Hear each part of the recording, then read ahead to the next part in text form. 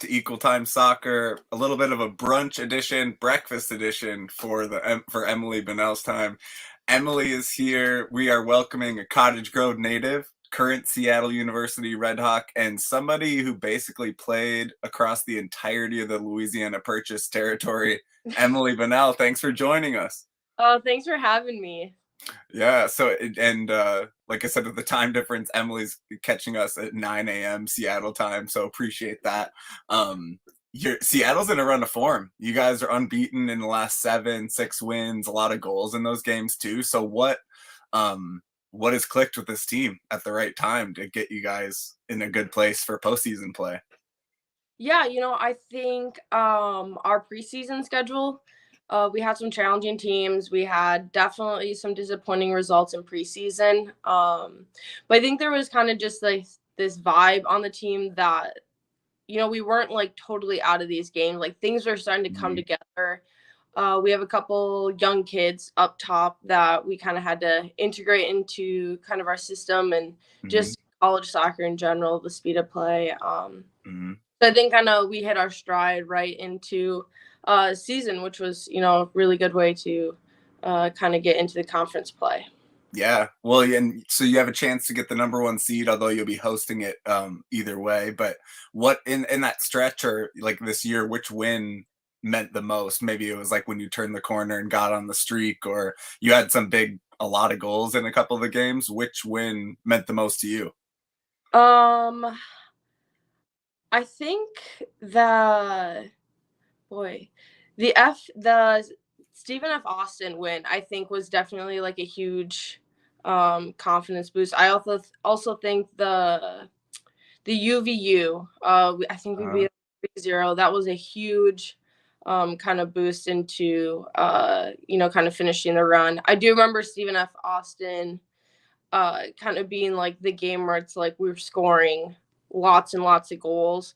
So that one was just really fun. I think built a lot of confidence in a lot of different players up top. I think we had 5 different goal scorers in that game, which is not something you typically see in a college team. Right.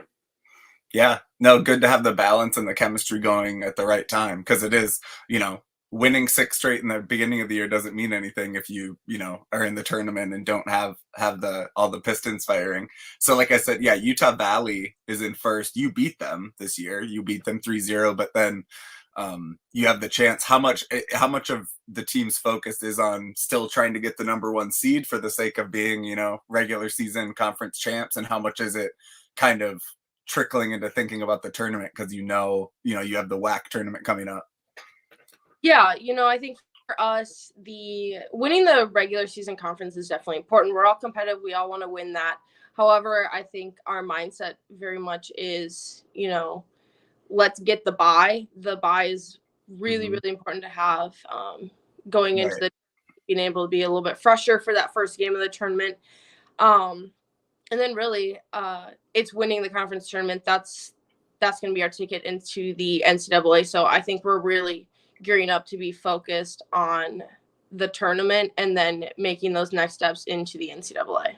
Yeah, well, and it must be exciting for you in your 3-year journey there. You've started all your games over 50, by the way. So you've had a good stretch at Seattle, but you had the first year there, you had a winning record, like very successful. Last year was a bit more of a struggle. So I do wonder, like, that for you and for the team, how it's your last chance to get a run into the tournament like this, and how much has it meant, for the team to get back on top in the way that, you expect to, because it's a pretty winning program. Yeah, definitely.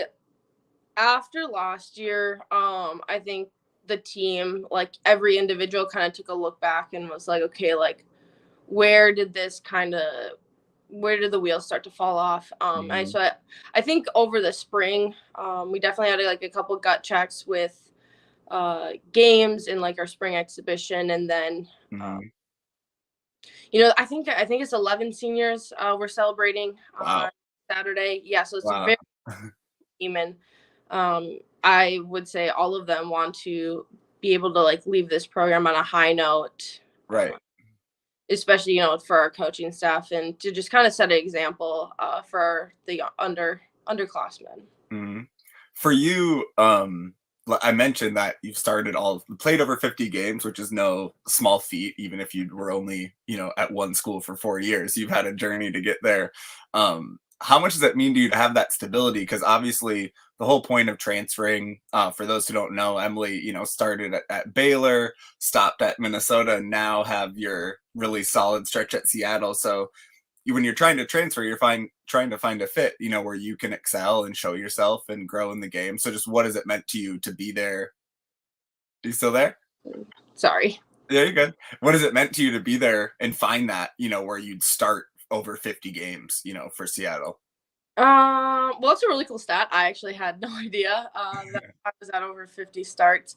Mhm. I think for me, it's been like calming.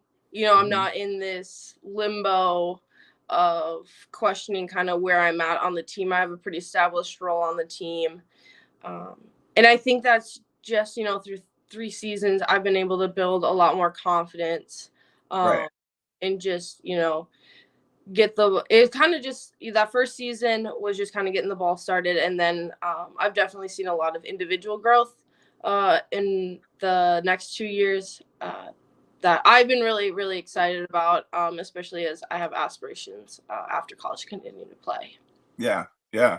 Well, yeah, talk about that because it's something that players have dealt with. Well, the opportunity with COVID to have an extra year kind of allows you to. I mean, you're these super seniors where you're really trying to take a step up and make the most of your extra opportunity. And then, so I'm curious for you, yeah, saying you're looking to go forward playing. Talk about that and just your hopes for that in terms of trying to be professional. I'm assuming it sounds like. Yeah, yeah, I definitely have aspirations to go pro. I've watched Annie Williams, her journey to go into pro, and Mhm. definitely wanting to follow kind of in her footsteps. Obviously another Cottage Mhm. Grove native, which is Mhm. really cool.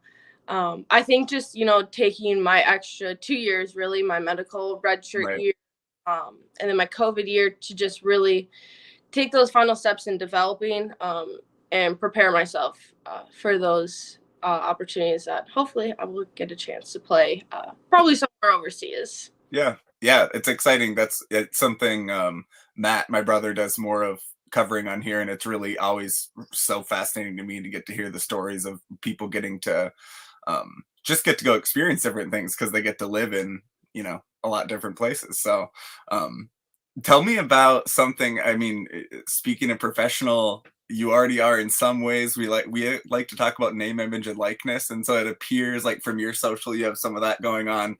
Tell me about your sponsorships and kind of what those opportunities have done for you. Yeah, for sure. So my first NIL deal was with an energy drink called All In. It's Pacific Northwest based. Hmm.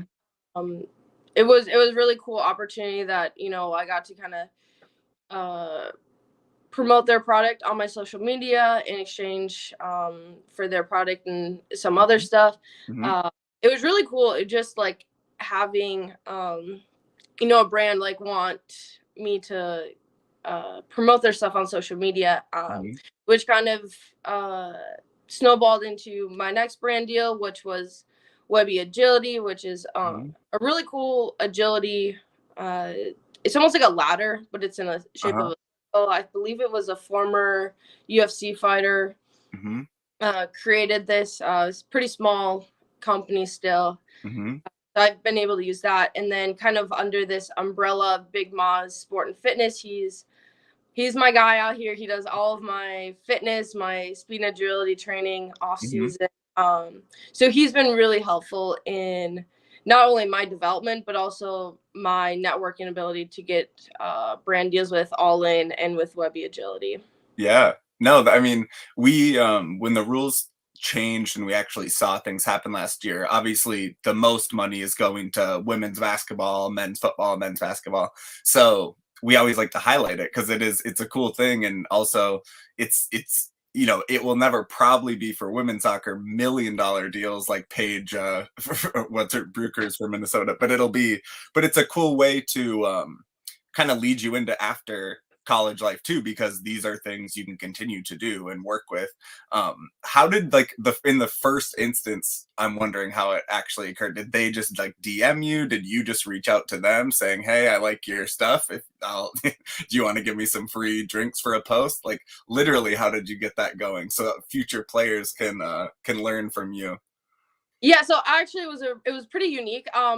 I had met the co-founders of All In Energy Drink through Big Moz. They had done some promotional stuff with Big Moz, some collaboration, and so it was actually my trainer Moz Mhm. kind of led me in and kind of helped facilitate that first meeting, and then it kind of just took off from there. So it was definitely Cool. facilitated through my strength and agility guy. That's cool. That's exciting. Yeah, and I mean, especially like it starts with small things like, and we would ask players kind of like, where would you want to get one, and they're like, huh, I didn't even thought about it. So yeah, we had well, and we had in this summer, Sarah Fuller was playing for Minnesota Aurora, so she's in a whole other, we had to go through an agent to speak to Sarah about her NIL deal. So I want to take a break. Speaking of sponsorship, I need to do a quick ad read for our sponsor, Pentz Homes. This show is brought to you by Pentz Homes. Whether you're buying or selling, or if looking to do some projects in your current home, Nate and Lydia can help you find what you need. Need financing for a basement remodel, looking to add a second bath, or even a workspace now that you're working from home? Pentz Homes and their preferred lender, Angie Shearer, with Luminant Financing, can help find the right financing tool for you. Go to pentzhomes.com or learn more on social media at Pentz Homes. All right, let's talk a little bit about Seattle. So I went back and watched, and look, I wasn't as thorough as I should have been. I didn't even check to see that, of course, my brother had interviewed you briefly. It was at peak COVID. I re-listened to it, so we wouldn't be redundant, but it was like May 2020. So it was like, I was like, it brought me back just to think, what was I thinking back then? Um, but you had to move during it. You had to move to Seattle. So I'm curious, how you were able to get impressions of the city, and kind of what do you remember from that, when you first got there during that time. Yeah, so my dad and I actually road tripped it out there. Okay. It's a road trip we had done before previously, because I actually spent the summer of 2019 with a host family out in Seattle. Playing summer league or what? Yep, playing summer league. Who are you playing with out there? The Seattle Stars, which actually Chris Wells, my now assistant coach, he was the head coach of that summer. Oh, cool. Yeah. So I had already a little bit of a feel for the city. Mm-hmm. In 2019, pre-COVID, Mm-hmm. and I moved out here. So the campus is right in Capitol Hill, right in downtown Okay. Seattle. It was super weird to not see like anyone outside. Uh-huh. It was Right. very calm. You could tell you're in a city, but it didn't really feel like you're in a city. Right. Uh, Especially for Seattle, that is so dense, like down there it normally would be. Yeah. yeah, and so I got very used to the city, as it was like not. Right. And we had quite a few girls still living on campus, whether it was in the apartments or there's a soccer house Mm-hmm. right next to our turf field. Mm-hmm. And so we really got to bond with each other, and I really got to kind Yeah. of feel more part of the team when it was kind of just us girls there, which was really cool. Mm-hmm. And as the city started to pick up, I was very confused when there was like everyone had talked about Seattle traffic, and I was like, there's no traffic. Uh-huh. And now I experienced it, and I was like, okay, yeah, there's the Seattle traffic. My running routes that Yeah. I used to go through during COVID have suddenly are Right. super. I've had to find like new running routes. It's just like those little things where I'm like, oh, this is what the city actually Yeah. lively that I've been told about. It was, yeah, there are those little things, slivers of positives during COVID. I remember that when no one was on the street, and we joked about this earlier because we both have longboards, but it's like during COVID when people were actually locked down, I was just longboarding down Main Street, Duluth. No one was anywhere. It was amazing. Yeah. Yeah. You could have been. Yeah, and then people come back, and then you get the sights and smells of downtown Seattle, I'm sure. Yeah. So, what's your favorite thing about Seattle aside from the soccer community and like your friends you've built through that? Besides the soccer community, I do love really being close to the water. So we have Yeah. Pike's Place is Yeah. 3/4 of a mile down the road Oh. one way, and then mile and a half the other way. You have Lake Washington, so just a lot of Hmm. area to just hang out by the water, which has always been something I've loved. So definitely, Hmm. definitely a fan of Pike's Place. I like going and walking around there. That sounds like a great. Yeah, I would love to have that as like the being that close to walk around. Is there a for locals? Is there what's the smart way to go there? Because otherwise it can be packed and like touristy. But like, so when is it? Weekdays early. Like, when do you go to Pike's Place to avoid it?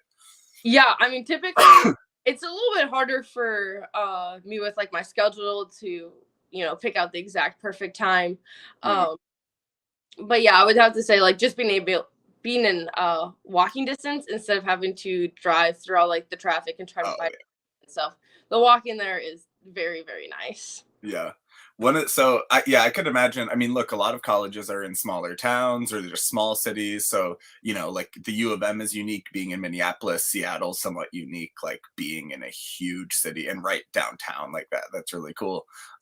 One maybe downside, I don't, you tell me, I would guess could be travel in the WAC, the Western Athletic Conference features a lot of trips to Texas from Seattle, which I don't know what those flights are like. I guess talk to us about the travel challenges because you don't really have anyone close, right? You have to fly everywhere. Yeah, so we don't bus anywhere. We fly everywhere.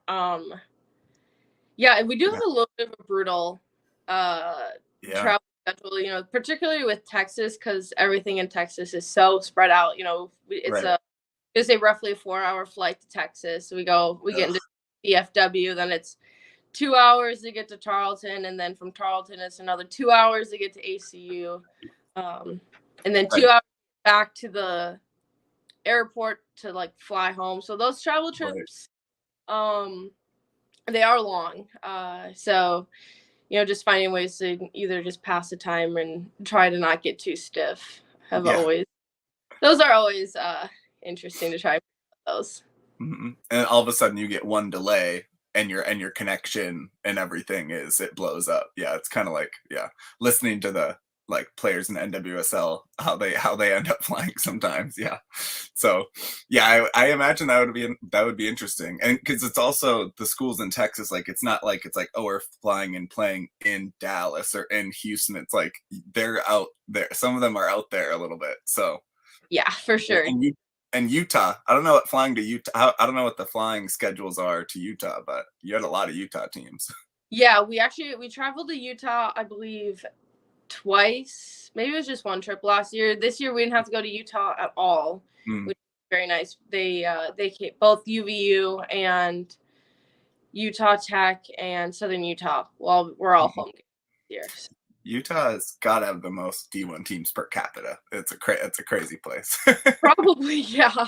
It's a crazy place. Then there are a handful of Minnesotans playing their trade over there, but yeah, it's interesting. Speaking of Seattle too, I mean, one of the reasons I know you went there is the master's program that you I think maybe now you've finished. We talked about right for the program, but you went for nonprofit management, and so yeah, you were able to already secure a master's. I mean, parents, round of applause. Emily's already got her master's locked in. She's still playing. But talk about that program and what you hope to do with that later in life, whether you're a pro for a couple of years or not.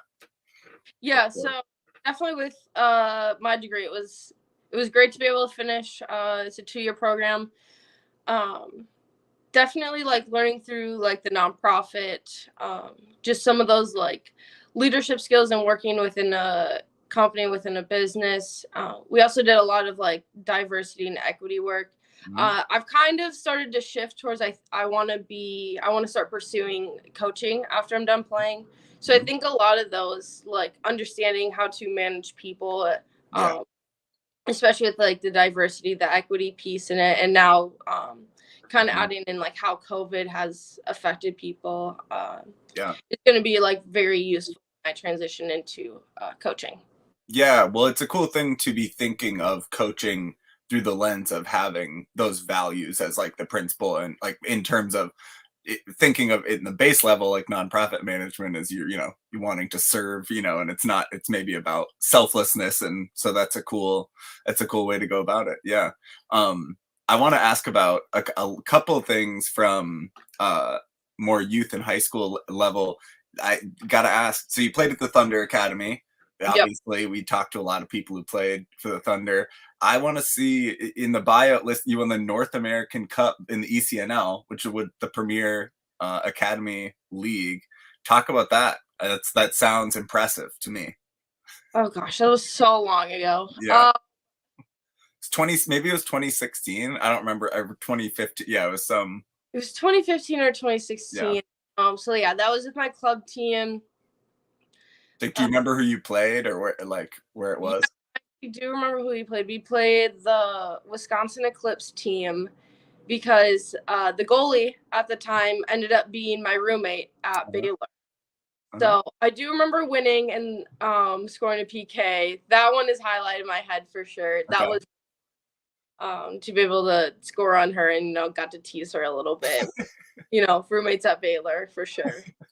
Yeah, I saw. Well, in high school too. I mean, you're a bit more of like a midfield general, maybe these days. I don't know how you describe your play, but you had some goals. You're racking up some points in high school too, making all state. I'm wondering. So you mentioned that memory with Thunder, but what are your favorite memories when you think back to high school and club days in terms of like maybe it's the goal you scored or if it's just the biggest wins.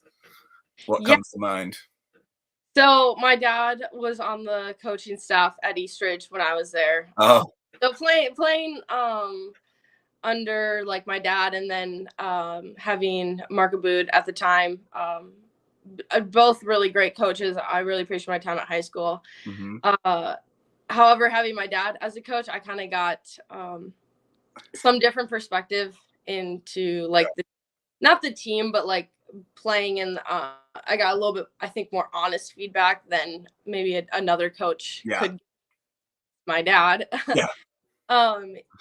He definitely took the approach of high school as wanting me to work on my attacking side of the game. I've always been a pretty true defender, and he really wanted me to stretch and try and get some of that more attacking to be a more like well-rounded player, which I look back on now and I appreciate for sure. Also for some fun goals, I think there's a goal against Park that was really exciting because Park, I was supposed to be a Park kid, and then Eastridge was built, so that was a fun game for me to play. And then I believe it was my senior year, we were playing Stillwater, and I scored a couple goals against Stillwater to I think it was maybe our first trip to the state tournament or our second trip to the state tournament. That was really fun to score. It was just always kind of fun to be in more of the attacks. I wasn't ever used to it. Yeah, nice. Yeah, well, it's so first of all, can't imagine being coached by my dad. He had been a math teacher, and so I was like, I think of doing my math homework in front of him. I was like, screw this, man. No, but sounds like then in the retrospect you can appreciate the dynamic. How is that? So you played for your dad for a couple of years? Yes, I did. So I played high school sophomore through senior year. Yeah. Yeah. Very cool. Is your dad still coaching? Yeah, he's actually after I left, he took over as head coach at Eastridge. So yeah. All right. They're probably keep an eye out for the playoffs. I'm sure they're probably in the midst. I don't know where high school soccer is right now, but yeah.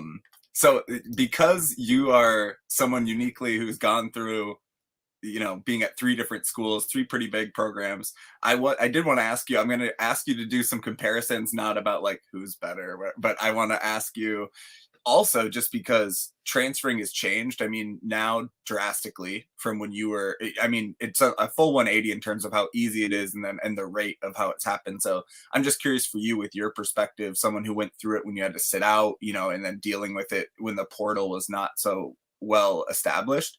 Just how have you seen it change, and what for the better, for the worse? And I'm curious your perspective. Yeah, so I went into the portal. I remember like sitting on the phone with my dad, like wanting to transfer, and having I had to wait until the transfer portal opened up. Right. A lot of girls on my team now, a lot of the underclassmen are like there was not a portal at one point, and I was like, yeah, no, I had to wait for the portal to be opened. Right. That was going to be an easier route. Through the transferring process. I think the portal is Mhm. great. I fully support, kind of having that transparency and Mhm. being able to uh, kind of take out the coach's role in the Yeah. transfer, particularly for those that maybe didn't have a great experience Right. with their. I think it's really good for them to be a little bit more on their own and being able to take control of their own journey and Mhm. their next steps. Mhm. Yeah, absolutely. I mean, it's coaches can leave whenever they want to, right? So it's I think that I think that it's evolving in a positive way, even though there's a bit of a Wild West aspect when they change those rules, but I think it's evolving in a positive way, and it goes along with what we talked about with name, image, and likeness is players getting compensated for the work they're doing. I mean, like, so the program is a lot about the coaches, obviously, and it's about the school, but I mean, the players make up the program too. So it's yeah, I think that's great to hear, and it's cool to see um, player. And it's I mean, you're making a commitment for college when you're 15 years old as well. So if all of us did that, we would be transferring. Many of us would transfer. Definitely made my decision on college is probably too young. However, that was kind of just the norm at the time. Yeah, And now, there's more rules in place where I believe you can't verbally commit until junior year of high school, I think. yeah, Which again, I think that's just safeguarding a yeah. lot of younger players for sure. Yeah, yeah. Very difficult to know what you want out of college when you're that young. Yeah. So just I want to get quick hits just about, when you think back at the other schools by now, it probably feels like years and years ago because it is now. Baylor Yeah. is like a long time ago. But what is your favorite thing you remember when you were at Texas at Baylor? Yeah, aside from anything with soccer, like what was your favorite thing about being? Because I've never lived in Texas. I've never gone to Baylor either, and Baylor's kind of a specific culture as well, I think. So I'm just wondering what your favorite thing living there was. Yeah, I would say there's definitely two things that I really did like about Baylor. One, the winters were very nice. They're very Yeah, warm. temperate. Yeah, so I'm not a fan of like the snow or Uh-huh. anything. So definitely the winters there were nice, and I do miss the food. They had Yeah, very good food, both yeah, on campus and off campus. I do miss like the local coffee shops. yeah, yeah. Well, and I mean, Texas, you had really good Mexican food, good barbecue. Lots Yeah, of good stuff to have. Yeah. yeah. Who was the most either now you can take this either way, like the most talented player you played with at Baylor, or maybe someone who it just is unheralded, like, or not, that you saw that was like, wow, they were, really hard to play against, but they don't get any shine for it. Yeah, I'd say definitely the most talented was our attacking mid, Alini, who ended up being, I believe, in and out of the Brazilian national team roster. Mm-hmm. Uh, I haven't caught up with her in a minute, so I'm not sure where she is on her soccer journey right now. Mm-hmm. She was by far probably the most talented player I have ever played with. Mm-hmm. Yeah. Nice. Yeah, do a quick Google on and see. Yeah, maybe meet up. Maybe you can play with her again somewhere. What when you were at the U? What was your favorite thing being there in Minneapolis or wherever you lived, aside from the soccer aspect? I mean, being home is a simple part of it. Yeah, my brother was going to the University of Minnesota at the time, so being so close to him, that was like by far my favorite part. That was actually a huge reason why I went is Yeah, just to be closer to my brother because we're pretty close. yeah, yeah, yeah. It's a bit. I mean, it's a way. It's a ways away to be a Baylor coming out of high school. Like I'm sure it felt far away. Who is the most talented player at the U, or most like rated when you were there? Um, I would have to say, I mean, I think the most talented was Kitty Duong. Sure. yeah, the Portland native, and now she's at Stanford. I think she's doing pretty well at Stanford. Yeah. Yeah, I always loved playing with Athena, and that's Yeah. probably I had a really good off field relationship Mhm. with her. Athena Kuhn. Yes, Mhm. yeah. And now she's doing her thing over in Spain. So Yeah. Yeah, yeah. Very cool. Yeah. Who did, and this could be, I mean, it'd be interesting, I guess, for you overall, because I joked about the Louisiana Purchase territory, but I mean, you really cover, across the different conferences, you've played a lot of different types of teams. I'm just curious, like, you're from Minnesota, maybe it's Wisconsin, but who'd you want to beat the most? I'm curious of like, who still rings in your head when you're like, yeah, I was at Baylor 6 years ago, but I hate, TCU still, or something, like, what teams do you still have the most bitterness or what drive to beat? I think probably, um, boy, that's a good question. There's always, I would have to say probably when I was at Baylor, it was a TCU game. Yeah. Um, I just remember, some of the surrounding things that were going on, in the environment of being at TCU that were just, Uh-huh. really just egg you as like a player that were just so annoying. Uh-huh. TCU was definitely always a game that I got up for. Mhm.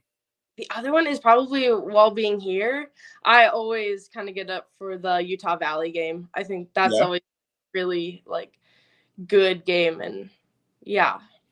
Just by nature, like they're usually at the top with you all in terms of like just competing for the top of the conference. Yeah, yeah, I think there's always you know, going to be a rivalry between the best teams in the conference, and Yeah. I think pretty consistently over the past couple of years, it's been Utah Valley and Grand Canyon. So Mhm. Nice. So in terms of that too, like tough away games, I'm curious for you, across all the different teams, like what are the best away trips in terms of like the stadium, like either the nicest stadium, the most fans, like the most intimidating. What were the best away trips in terms of the soccer?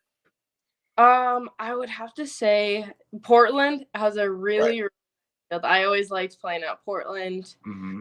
Um, other I really the Kansas, I remember, I think it was having a pretty nice Hmm. facility. I mean, Baylor has a great stadium as well, I should say. I mean, you play right, like a nice stadium specific for you all. Like that must have been a cool place to play. Yeah, yeah, I would say, the field at Baylor was always nice to play on. I think just always a home field. I always have just loved Mhm. being at home. Yeah. Well, it looks like in Seattle, you're hosting the tournament. It looks like it's a little stadium, but it's cool. Like I like the little stand on the side of it. Like, what's it like to play there? I see from views too, you can get like a real pretty good like cityscape kind of background by where you are.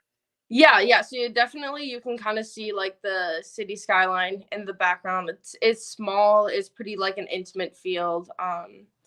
It's all kind of fenced in, and it's Mhm. right in the city. I mean, Mhm. you can't really tell when you're in the stadium, but you walk out of the stadium and you're back in the city. So Yeah. kind of like this unique environment to have a stadium just right in the middle of the city. Yeah. The ball ever pop out hit a car like a 90s kids movie style? Mighty Ducks style. Talk about the best away trips for non-soccer, because it is like in terms of scale, like compared to someone who just played at one college, you've done so many different types of away trips. And I'm curious, like whether it's the city or whatever about it, but what are the best away trips non-soccer wise you've had? Hawaii for sure. We You went got to to go to Hawaii, yeah, Yeah, always. Hawaii was really fun. We stayed right on Waikiki, so Wow, nice. yeah, Yeah, that's sure. that's about as good as it gets. Yes, I Yeah. was like, I think South Dakota State went there last year for non-conference games. Then, like this spring, NDSU went to England.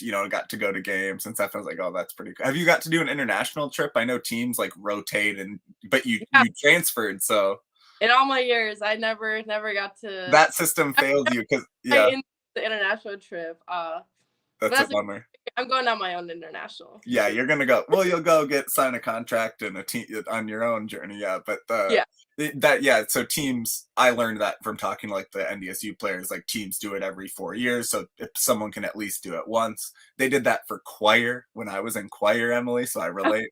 But if you transfer, then you miss it. Yeah, so that's funny. But yeah, that's look, motivation for you to get tryouts and find your Yeah. own international trip. Who is your, I gotta ask you about the one team I saw in your social feed is Man City. Is this your favorite team? Talk to us Yeah. about Man City. Yeah, Man City is definitely the team that I follow in English Premier League, which is great now that they have Holland up there scoring a lot of goals. They're really fun to watch this year. So, What made them? What brought you to City originally? oh my gosh. Okay, so this is actually it's a really funny story with my brother. So when we were younger, my parents didn't really watch a whole lot of soccer. It was kind of up to me and my brother. Mm-hmm. And when we were younger, Balotelli used to play for Manchester Yeah. City. And, when he lit up, fireworks in his bathroom or he was doing all these like Uh, crazy, as a little kid, you're like, oh, he's cool. Like, let's cheer for his yeah. team. And I'm pretty sure the last English Premier League team he played for was Manchester City. And so we just Yeah. stayed City fans. So it's kind of a funny story. But yeah, it hasn't changed now. Okay, so look, Manchester City would not be the team I would pick to be a fan. I don't have a specific Premier League team, but that is the best reason I've ever heard for someone to be a City fan. And that is so full respect because Balotelli's hilarious. He's still playing somewhere. He was playing like Syria or Turkey. He's still kicking, having fun Yeah, somewhere. he's somewhere around. Personality. Who's your favorite soccer player? Oh, of all time? Michelle Akers, Yeah. probably. Oh, nice. Michelle Akers or Ronaldinho. Yeah. Akers is perfect if you're consider yourself kind of that midfield general. She's the goat. I listened to a podcast of hers with might have been Grant Wall or someone where she was selling all of her memorabilia to fund. She has a nonprofit like ranch she runs for animals, and she was selling all her U.S. stuff. And people were like, "How are you doing this?" Whatever. She's like, "I still did it. Like, I don't need the medal." She's like, "I don't need the thing. I'm good." Like, and she's like, I'm not regretting it. And it was, she's just, yeah, I was like, wow, lead into battle, Michelle Akers. That's great. And so I want to shout out also, lastly, before we end, that the Seattle Redhawks are back in action. Last game of the regular season tomorrow, 1 p.m. Central against Southern Utah with a shot at the Western Athletic Conference regular season title. That's on ESPN Plus. How has that been? I don't know if you were on ESPN Plus last year. There's been a huge boost this year. I don't know if that's been nice for your family, like that there's so many of your games on ESPN Plus. Yeah, so I know for sure all of our conference games last season were also on ESPN Plus. Mm-hmm.